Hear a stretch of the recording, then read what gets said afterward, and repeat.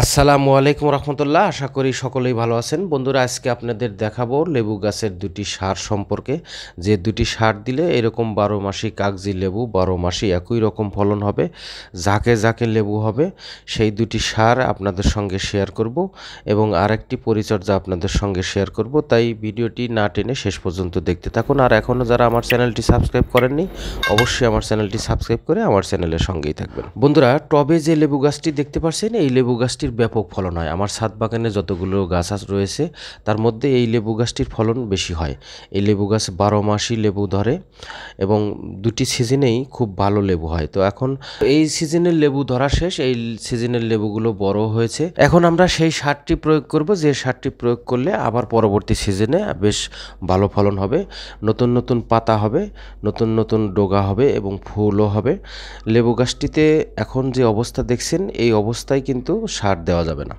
এখন বৃষ্টি চলছে, এই বৃষ্টির সময় এই সারগুলো দেওয়া যাবে না। লেবু গাছটি ভালোর জন্যই আমি আরও বেশ কিছু কলম দিয়েছি। পরবর্তীতে আমি পুরো ছাদ বাগানেই এই লেবু গাছের বাগান করব চিন্তা করছি। তো পরের দিন দেখতে পাচ্ছেন এখন বৃষ্টি নাই, মাটিগুলো প্রায় শুকনো শুকনো ভাব। এই সময় আমি লেবু গাছটির তরল জৈব সারটি প্রয়োগ করব। এই তরল জৈব সারটি প্রয়োগ করার আগে আপনার টবের মাটি কিছুটা খুঁচিয়ে নিতে হবে, যেন শিকড়গুলো একটু একটু বের হয় এবং উপরে যদি কোনো ময়লা থাকে সেগুলো আপনার পরিষ্কার করে দিতে হবে।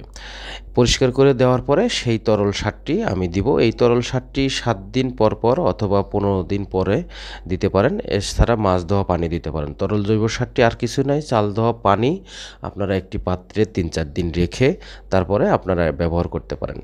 আর একটি সার, যে সারটি আমি পরবর্তীতে দিব, 2 মাস পরে দিব, অর্থাৎ এই লেবুগুলো ধরা শেষ হলে আবার নতুন করে পাতা হবে এবং আবার নতুন করে ফুল হবে। সেই ফুল এবং পাতা যেন খুব জোরদার হয় এবং মাটির উর্বর শক্তি যেন আরও বৃদ্ধি পায়, কারণ টবে লেবু গাছটির প্রচুর খাবার দরকার, নতুন পাতা এবং নতুনভাবে ফুল আসার জন্য। সেই খাবারটি আমি অগ্রিম তৈরি করছি। বস্তায় যে দেখতে পাচ্ছেন, এগুলো আসলে অর্ধেক জৈব সার কম্পোস্ট হয়েছে। এই বস্তায় আর কিছুই নয়, পাতা, ঝাড়ু দেওয়া পাতা এবং কিছু ময়লা, এগুলো স্তরে স্তরে সাজিয়ে রেখেছি।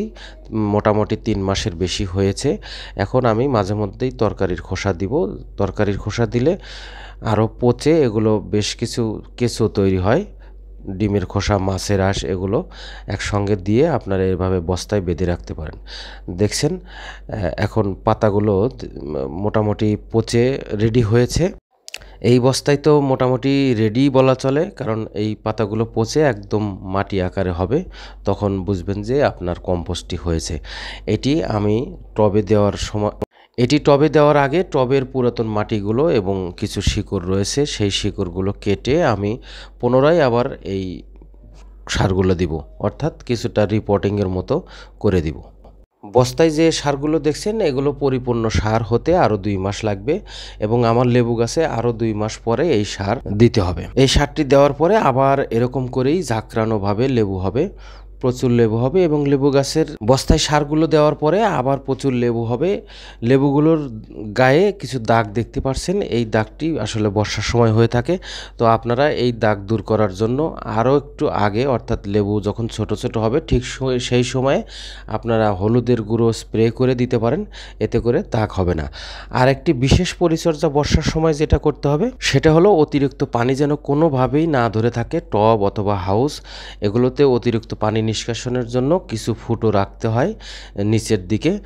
এই ফুটো কিন্তু একটি স্তর তৈরি করা আছে, যে স্তরটি হলো ছোট ছোট খোয়া বালি, মোটা মোটা বালি। সেই বালিগুলো নিচে 8-10 ইঞ্চি পরিমাণে টব অথবা হাউসে দেওয়া আছে এবং এটাই নিয়ম।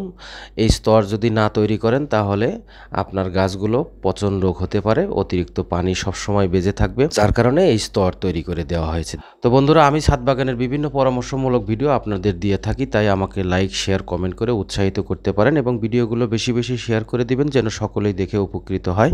আপনাদের যদি কোনো মতামত এবং পরামর্শ থাকে, সেগুলো আমাকে কমেন্ট করে দিতে পারেন। ধন্যবাদ সকলকে, ভালো থাকবেন, আল্লাহ হাফেজ।